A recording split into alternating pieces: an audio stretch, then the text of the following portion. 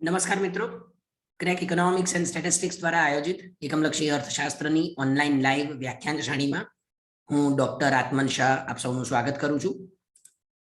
આજના વ્યાખ્યાનમાં આપણે માહિતીના અર્થશાસ્ત્ર વિશે અભ્યાસ કરીશું. અગાઉના વ્યાખ્યાનો આપ અમારી યુટ્યુબ ચેનલના એકમલક્ષી અર્થશાસ્ત્રના પ્લેલિસ્ટમાં જોઈ શકો છો, જેની લિંક પણ ડિસ્ક્રિપ્શનમાં આપેલી છે. આજના વ્યાખ્યાનમાં આપણે માહિતીનું અર્થશાસ્ત્ર એટલે શું, તેમજ માહિતીનું મૂલ્ય શું છે, તેની સાથે સાથે શોધ ખર્ચ અને શોધનો નિયમ શું છે તે સમજીશું. માહિતીના મૂલ્ય અને ભાવતંત્ર વચ્ચે શું સંબંધ છે તેના વિશે પણ આપણે માહિતી મેળવીશું. અને અંતમાં શોધ વસ્તુઓ અને અનુભવ વસ્તુઓ વચ્ચે શું તફાવત છે તેના વિશે ચર્ચા કરીશું. આપ અમારી યુટ્યુબ ચેનલ સબસ્ક્રાઇબ કરશો કે જેથી જે વિડીયો રેગ્યુલર અપલોડ કરવામાં આવે છે તેની માહિતી આપ સુધી પહોંચતી રહે. આપણે સૌ જાણીએ છીએ કે આજનો યુગ એ માહિતીના યુગ તરીકે ઓળખાય છે, ઇન્ફોર્મેશન એજ તરીકે ઓળખાય છે. માહિતીનું અર્થશાસ્ત્ર એ એકમલક્ષી અર્થશાસ્ત્રનો એક ભાગ છે. સવાલ એ છે કે માહિતીનું અર્થશાસ્ત્ર એ શેનો અભ્યાસ કરે છે? તો તે માહિતી અથવા તો માહિતીની જે વ્યવસ્થા છે તે અર્થતંત્ર અને આર્થિક નિર્ણયોને કેવી રીતે અસર કરે છે તેના વિશેનો અભ્યાસ કરે છે. આપણી પાસે બજાર અંગેની માહિતી હોય છે, વસ્તુઓ અંગેની માહિતી હોય છે, ઉત્પાદકો પાસે ઉત્પાદનના સાધનો અંગેની માહિતી હોય છે. તો આ માહિતી હોય અથવા તો માહિતી ન હોય અથવા તો માહિતી અપૂરતી હોય તો તેના કારણે તેની અસર આર્થિક નિર્ણયો ઉપર કેવી રીતે પડે છે તેનો અભ્યાસ માહિતીના અર્થશાસ્ત્રમાં કરવામાં આવે છે. માહિતી ઊભી કરી શકાય છે, તેનો ફેલાવો પણ કરી શકાય છે. તે સહેલું છે, આપણે સૌ જાણીએ છીએ કે સોશિયલ મીડિયા દ્વારા અથવા તો અન્ય માધ્યમો દ્વારા આપણે માહિતીનો ફેલાવો ખૂબ સરળતાથી કરી શકીએ છીએ. સવાલ એ ઊભો થાય છે કે એ માહિતી ઉપર કેટલો વિશ્વાસ મૂકી શકાય અને એનું નિયંત્રણ કેવી રીતે કરી શકાય. એટલે એની પર વિશ્વાસ મૂકવો અને એનું નિયંત્રણ કરવું એક મુશ્કેલ કાર્ય છે. જ્યોર્જ સ્ટિગલરે 1961માં ધ જર્નલ ઓફ પોલિટિકલ ઇકોનોમીમાં ધ ઇકોનોમિક્સ ઓફ ઇન્ફોર્મેશન ઉપર સંશોધન પત્ર લખ્યું અને આર્થિક નિર્ણયોમાં તેનું શું મહત્વ છે તેની સમજૂતી તેમણે આ સંશોધન પત્રમાં આપી. એટલે કે માહિતીની બજાર દ્વારા જે કિંમત નક્કી થાય છે તેની ઉપર શું અસર પડે છે. ત્યારબાદ સ્પેન્સે 1973માં, એકરલોફે 1978માં, સ્ટિગ્લિટ્સે 1981માં માહિતીના અર્થશાસ્ત્રનો અભ્યાસ કર્યો. એટલે આપણે જોઈ શકીએ છીએ કે માહિતીનું અર્થશાસ્ત્ર જે શાખા છે એ ઇકોનોમિક્સમાં એક નવી ઉદ્ભવેલી શાખા, છેલ્લા 30-40 વર્ષમાં પ્રચલિત થયેલી શાખા છે. હવે માહિતીનું મૂલ્ય શું છે? તો માહિતી એ આર્થિક મૂલ્ય ધરાવે છે અને માહિતીના આધારે વ્યક્તિઓ પસંદગી કરે છે અને એ એવી રીતે પસંદગી કરે છે કે જેથી તેમને જે લાભ પ્રાપ્ત થાય છે તે મહત્તમ થાય. તો માહિતીનું મૂલ્ય એટલે શું? તો કોઈ નિર્ણય કરતા પહેલા જરૂરી માહિતી મેળવવા માટે નિર્ણય કરતા જે કિંમત ચૂકવવા તૈયાર થાય છે તે માહિતીનું મૂલ્ય છે. ધારો કે ગ્રાહક કોઈ વસ્તુનો નિર્ણય લે, તેને કોઈ વસ્તુની ખરીદી કરવી છે, તો તેના માટે તે જે જરૂરી માહિતી મેળવે, એ માહિતી મેળવવા માટે તેને જે કિંમત ચૂકવવી પડે છે તે માહિતીનું મૂલ્ય છે. આ માહિતી મેળવવા માટે જે સમય, શક્તિ અને નાણાં ખર્ચાય છે તેને આપણે માહિતીનું મૂલ્ય કહીએ છીએ. આપણે ઉદાહરણ દ્વારા સમજીએ. ધારો કે ગ્રાહકને ફોન ખરીદવો છે, તો આ ફોન ખરીદવા માટે ગ્રાહકની સમય અને શક્તિ વપરાય છે. ગ્રાહક જુદી જુદી દુકાનમાં જાય છે, તેની તપાસ કરે છે, આથી વાહન વ્યવહાર ખર્ચ થાય. ધારો કે તે ઓનલાઈન તપાસ કરે તો પણ તેનો સમય વેડફાય છે, જે જુદી જુદી વેબસાઇટ ઉપર ચેક કરે છે, અથવા તો એમેઝોન ઉપર ચેક કરે, અથવા તો ફ્લિપકાર્ટ ઉપર ચેક કરે, તો તેના માટે ઇન્ટરનેટનું ખર્ચ થાય છે, તેનો સમય તેમાં ખર્ચાય છે. તો આ તેનો શોધ ખર્ચ છે. કોઈ પણ વસ્તુ કે સેવા ખરીદતા પહેલા ગ્રાહક તે વસ્તુની માહિતી જે મેળવે છે તેની પાછળ જે ખર્ચ કરે છે એ માહિતીનું મૂલ્ય છે અને તેને શોધ ખર્ચ પણ કહેવામાં આવે છે. તો શોધ ખર્ચ એટલે વસ્તુ કે સેવા વિશે માહિતી મેળવવા માટે જે સમય અને શક્તિ ખર્ચાય છે તે. હવે ગ્રાહક આ માહિતી ક્યાંથી મેળવે છે? તો પહેલું, વસ્તુ કે સેવાના લક્ષણો કેવા છે તેના આધારે ગ્રાહકને ખ્યાલ આવે. બીજું, એના ઓલ્ટરનેટિવ્સ શું છે, એના પ્રાપ્ય વિકલ્પો કયા છે. ધારો કે તમે ફોન ખરીદવા જાઓ છો તો એ ફોનના લક્ષણો કેવા છે, એનો કેમેરો કેવો છે, એની બેટરી કેવી ચાલે છે, એનું એ કેવો દેખાય છે, એમાં બીજા કયા ફીચર્સ નવા છે, એટલે કે એના લક્ષણો શું છે. બીજું, પ્રાપ્ય વિકલ્પો, એટલે કે તમે ઓપ્પોનો ફોન ખરીદવા જાઓ છો તો એની સામે એના ઓલ્ટરનેટિવ્સ કયા છે. તમે સેમસંગનો ફોન ખરીદવા જાઓ છો તો એના ઓલ્ટરનેટિવ્સ કયા છે. તમે એપલનો ફોન ખરીદવા જાઓ છો તો એના ઓલ્ટરનેટિવ્સ કયા છે. ત્રીજું, તેનો ભાવ શું છે. ચોથું, તે સલામત છે કે નહીં, તે લાંબો સમય ચાલશે કે નહીં, તે હેંગ થાય છે કે નહીં, એમાં મેમરી કેટલી છે. આવી બાબતો વિશે માહિતી મેળવીને ગ્રાહક ખરીદી કરે છે. તો શોધ ખર્ચ ક્યાં થાય? તો જાહેર ખબરો વાંચવા કે જોવા પાછળ થતો ખર્ચ. આપણે છાપાઓમાં જાહેર ખબરો વાંચીએ છીએ, અથવા તો ફોનમાં જાહેર ખબરો વાંચીએ છીએ, અથવા તો લેપટોપ કે ડેસ્કટોપમાં જાહેર ખબરો વાંચીએ છીએ. આપણે કોઈકને ફોન કરીને પૂછીએ છીએ તો એ જે નાણાં ખર્ચાય છે, ધારો કે આપણે કોઈક વસ્તુ ખરીદવી હોય તો આપણે આપણા મિત્રોને કે આપણા સગાવાલાને ફોન કરીને પૂછીએ છીએ કે આ વસ્તુ કેવી છે, તેમની પાસે હોય તો. આપણે જે તે સ્થળે જઈને જો વસ્તુની ખરીદી કરીએ તો તેના માટે જે ખર્ચ થાય છે. વસ્તુ ચકાસવા માટે જે સમય લાગે છે. ધારો કે કોઈ વસ્તુ વિશે માહિતી આપતું સામાયિક હોય, એ સામાયિક આપ ખરીદો તો એના માટે પણ ખર્ચ થાય છે. આપણે નિષ્ણાતોની સલાહ લઈએ તો તેના માટે પણ ખર્ચ થાય છે. તો આ બધું જ શોધ ખર્ચ છે. ગ્રાહક વસ્તુની ખરીદી કરે છે તો એ વસ્તુ વિશે જે માહિતી મેળવે છે, એ માહિતી મેળવવા પાછળ ગ્રાહક ખર્ચ કરે છે. એ ખર્ચ આ જુદી જુદી પ્રકારે થઈ શકે. આ 6 પ્રકારો છે જેને આપણે શોધ ખર્ચ તરીકે ઓળખીએ છીએ. હવે છે શોધનો નિયમ. તો વસ્તુના લઘુત્તમ ભાવ શોધવા માટે જે વધારાનો સમય અને નાણાં ખર્ચવા પડે તે સીમાંત ખર્ચ છે.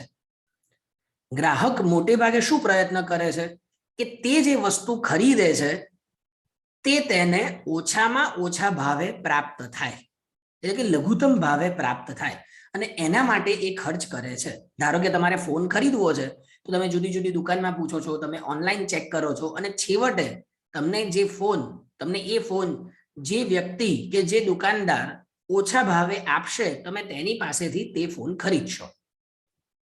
એટલે કે વસ્તુનો લઘુત્તમ ભાવ શોધવા માટે તમે જે ખર્ચો કરો છો તેને આપણે સીમાંત ખર્ચ તરીકે ઓળખીએ છીએ. સીમાંત ખર્ચ કરવાથી જે વધારાનો લાભ મળે એ સીમાંત લાભ છે. ધારો કે તમે એક દુકાનમાં પૂછ્યું ફોનની કિંમત છે 15,000 રૂપિયા, તમે બીજી દુકાનમાં પૂછ્યું તો ફોનની કિંમત છે 14,500 રૂપિયા. તો એનો મતલબ કે તમે આ એક દુકાનેથી બીજી દુકાને ગયા, તેનો ખર્ચ થયો, પણ સામે તમને લાભ પ્રાપ્ત થાય છે. તો એ લાભ છે સીમાંત લાભ.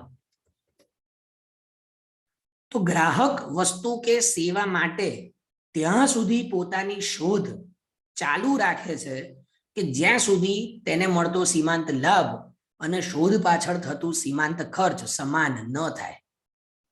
સવાલ એ છે કે આપણે આપણી શોધ ક્યાં સુધી ચાલુ રાખીએ છીએ. આપણે કાયમ માટે શોધ ચાલુ નથી રાખતા. કોઈ એક સમયે આપણે તે વસ્તુ ખરીદી લઈએ છીએ. તો એ નક્કી કેવી રીતે થાય? તો કે ગ્રાહકને જે સીમાંત ખર્ચ થાય છે વસ્તુની માહિતી મેળવવા માટે, અને સામે તેને જે સીમાંત લાભ થાય છે, એ બંને જ્યારે સમાન થાય ત્યારે ગ્રાહક પોતાની શોધ અટકાવે છે. હવે દરેક ગ્રાહક પોતાના સમયની જુદી જુદી કિંમત આંકે છે. તમે એક દુકાનેથી બીજી દુકાને જાઓ, અથવા તો તમે 1 કલાક કોઈ વસ્તુની શોધ પાછળ ફાળવો અને બીજો કોઈ વ્યક્તિ 1 કલાક વસ્તુની શોધ પાછળ ફાળવે, તો એ દરેક માટે 1 કલાકની કિંમત જુદી જુદી છે. કોઈકના માટે વધારે છે, કોઈકના માટે ઓછી છે. જો ઓછા ભાવ શોધવામાં વધુ સમય અને નાણાં ખર્ચાય તો ગ્રાહક શોધ કરતો નથી, તે પોતાની શોધ અટકાવી દે છે અને ઊંચા ભાવે પણ વસ્તુની ખરીદી કરી લે છે. ઘણી વખત એવું થાય છે કે શોધ કરવા માટે, એ વસ્તુ વિશે માહિતી મેળવવા માટે જો વધારે પડતો ખર્ચ થાય તો ગ્રાહક તે ખર્ચ કરવા તૈયાર હોતો નથી અને આથી તે ઘણી વખત ઊંચા ભાવે પણ વસ્તુની ખરીદી કરી લે છે. હવે માહિતી એ ભાવતંત્રને કેવી રીતે અસર પહોંચાડે છે, એ બંને વચ્ચે શું સંબંધ છે? તો આપણે જાણીએ છીએ અને આપણે ભણી પણ ગયા કે પૂર્ણ હરીફાઈમાં બજાર વિશે ગ્રાહકો અને ઉત્પાદકોને સંપૂર્ણ માહિતી છે. આપણે પૂર્ણ હરીફાઈ વાળું બજાર એટલે શું, તેમાં સમતુલા કેવી રીતે સ્થપાય છે, તેની ધારણાઓ શું છે, એની ચર્ચા કરેલી છે. એનો વિડીયો પણ તમને પ્લેલિસ્ટમાં મળશે. તો પૂર્ણ હરીફાઈની એક ધારણા છે કે બજાર વિશે ગ્રાહકોને અને ઉત્પાદકોને સંપૂર્ણ માહિતી છે. એટલે કે ભાવતંત્ર સંપૂર્ણ માહિતી પૂરી પાડે છે. પણ વાસ્તવમાં તેવું હોતું નથી. વાસ્તવમાં ગ્રાહકો અને ઉત્પાદકો પાસે બજાર અંગે સંપૂર્ણ માહિતી હોતી નથી. ધારો કે આપણે ફોન ખરીદવા જઈએ છીએ તો બજાર અંગે આપણને સંપૂર્ણ માહિતી નથી હોતી. ફોન કેવો છે, ફોનમાં કઈ ચીપ વપરાય છે, એ ચીપ કયા દેશમાં બની છે, એની ખરેખર કિંમત શું છે, ફોનનું બજાર કેવું છે, એ બજાર અંગે ગ્રાહકોને કે ઉત્પાદકોને સંપૂર્ણ માહિતી હોતી નથી. આમ અપૂર્ણ માહિતી સાથે આર્થિક નિર્ણયો લેવાય છે. સ્વાભાવિક છે કે સંપૂર્ણ માહિતી ન હોય તો આપણી પાસે જે માહિતી છે તેના આધારે આપણે આર્થિક નિર્ણયો લઈએ છીએ અને એના કારણે બજારમાં બિનકાર્યક્ષમતા ઊભી થાય છે. આમ બજાર અંગેની જે માહિતી છે તે કિંમત નિર્ધારણમાં મહત્વનો ભાગ ભજવે છે. એટલે કે તમે જુઓ, અપૂર્ણ માહિતી સાથે જે નિર્ણયો લેવામાં આવે એ નિર્ણયો ખોટા માર્ગે દોરે છે અર્થતંત્રને.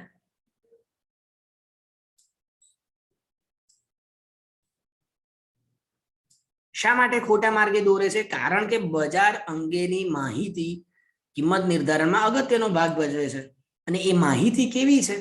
અપૂર્ણ છે. અપૂર્ણ માહિતી સાથે આર્થિક નિર્ણયો લેવામાં આવ્યા છે અને અપૂર્ણ માહિતી સાથે આર્થિક નિર્ણયો લેવામાં આવ્યા છે.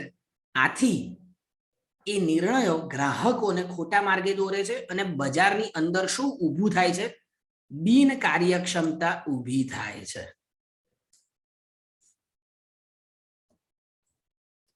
હવે શોધ વસ્તુઓ એટલે શું? તો શોધ વસ્તુઓ એટલે એવી વસ્તુઓ કે જેમની ગુણવત્તાની ચકાસણી તેની ખરીદી સમયે કરી શકાય. જ્યારે આપણે વસ્તુની ખરીદી કરીએ છીએ તે ખરીદી સમયે જ તે વસ્તુની ગુણવત્તા કેવી છે તે આપણે ચકાસી શકીએ છીએ. ઉદાહરણ તરીકે ફળો, શાકભાજી, કાગળ, પેન, વસ્ત્રો. આપણે ફળ ખરીદીએ છીએ તો આપણે ખરીદતી વખતે જ ચકાસી લઈએ છીએ કે એની ગુણવત્તા કેવી છે. આપણે કાગળ ખરીદીએ છીએ તો ખરીદતી વખતે જ ચકાસીએ છીએ. આપણે પેન ખરીદીએ છીએ તો આપણે લખીને ચેક કરીએ છીએ કે એની ગુણવત્તા કેવી છે. કપડાં ખરીદવા જઈએ છીએ તો કપડાં ટ્રાયલ કરીને ચેક કરીએ છીએ કે એની ગુણવત્તા કેવી છે. આમ ખરીદી સમયે જ તે વસ્તુની ગુણવત્તા તપાસવી શક્ય છે અને આથી એવી વસ્તુઓને શોધ વસ્તુઓ કહેવામાં આવે છે. આવી વસ્તુઓના વિજ્ઞાપનોમાં ખૂબ માહિતી હોય તે જરૂરી છે અને જો ખોટી માહિતી આપવામાં આવે તો પકડાઈ જવાની શક્યતા પણ રહેલી છે. હવે અનુભવ વસ્તુઓ એટલે શું? તો અનુભવ વસ્તુઓ એટલે એવી વસ્તુઓ કે જેમની ગુણવત્તાની ચકાસણી તેની ખરીદી સમયે કરી શકાતી નથી. વસ્તુની ગુણવત્તા કેવી છે તેની ચકાસણી આપણે જ્યારે તે વસ્તુ ખરીદીએ છીએ ત્યારે કરી શકાતી નથી. આવી વસ્તુઓની ગુણવત્તા કેવી છે તે તેના વપરાશ દરમિયાન જ ખબર પડે છે. વસ્તુના વપરાશ દરમિયાન આપણે જેમ જેમ તે વસ્તુનો વપરાશ કરતા જઈએ તેમ તેમ ગ્રાહકને ખ્યાલ આવતો જાય છે કે તે વસ્તુની ગુણવત્તા કેવી છે. દાખલા તરીકે વાહનો, લેપટોપ, ફોન, ટીવી આપણે ખરીદીએ છીએ, તેની વપરાશ કરીએ છીએ, અને વપરાશ કરીએ છીએ ત્યારે આપણને ખ્યાલ આવે છે કે આ વસ્તુની ગુણવત્તા સારી છે અથવા તો ખરાબ છે. અને આવી વસ્તુઓની માહિતી ગ્રાહકો પાસે સામાન્ય રીતે હોતી નથી અથવા તો ઓછી હોય છે. આપણે કોઈ લેપટોપ ખરીદવા જઈએ છીએ તો આપણી પાસે લેપટોપની ઘણી બધી માહિતી નથી. તે લેપટોપ ક્યાં બને છે, તેમાં કેટલી ચીપ વપરાય છે, અથવા તો બીજા જે અંદર સાધનો વપરાય છે, જે ઇલેક્ટ્રોનિક્સ વસ્તુઓ વપરાય છે, એ ક્યાંની છે, એની ગુણવત્તા કેવી છે. ધારો કે અંદર બેટરી હોય છે તો એની ગુણવત્તા કેવી છે, એ માહિતી ગ્રાહક પાસે હોતી નથી. અને વિજ્ઞાપનો જે આપવામાં આવે છે, જાહેર ખબરો જે આપવામાં આવે છે, એમાં પણ અધૂરી કે અપૂર્ણ માહિતી આપવામાં આવે છે. એમાં માત્ર ગ્રાહક કઈ વસ્તુના આધારે તેની ખરીદી કરશે એ જ વસ્તુ ઉપર ફોકસ કરીને, એ જ વસ્તુ ઉપર વધારે ધ્યાન આપીને જાહેર ખબરો આપવામાં આવે છે. જેમ કે આપ જુઓ છો કે ઘણી વખત ફોનની જાહેર ખબરમાં માત્ર કેમેરા વિશે કહેવામાં આવે છે, તેની અન્ય બાબતો સમજાવવામાં આવતી નથી અથવા તો તેની જાહેર ખબર કરવામાં આવતી નથી. ઘણી વખત ફોનની જાહેરાત આવે બીજી કોઈ કંપનીની તો તેમાં બેટરી સારી છે તેવું કહેવામાં આવે છે, અન્ય બાબતો વિશે જાહેર ખબર આપવામાં આવતી નથી. તો આમ જાહેર ખબરો દ્વારા ગ્રાહકને અધૂરી કે અપૂર્ણ માહિતી પ્રાપ્ત થાય છે. તો આમ આજના વ્યાખ્યાનમાં આપણે માહિતીનું અર્થશાસ્ત્ર શું છે, માહિતીનું મૂલ્ય એટલે શું, શોધ ખર્ચ શું છે, શા માટે શોધ ખર્ચ ઊભો થાય છે, શોધનો નિયમ શું છે, ગ્રાહક ક્યારે શોધ અટકાવશે, માહિતી અને ભાવતંત્ર વચ્ચે શું સંબંધ છે, અને શોધ અને અનુભવ વસ્તુઓ એટલે શું, તે બંને વચ્ચે શું તફાવત છે, તેના વિશે આપણે માહિતી મેળવી. જો આ વ્યાખ્યાન આપને પસંદ આવ્યું હોય તો આપ તેને લાઈક કરશો, શેર કરશો અને અમારી YouTube channel crack economics and statistics પણ સબસ્ક્રાઇબ કરશો. ધન્યવાદ.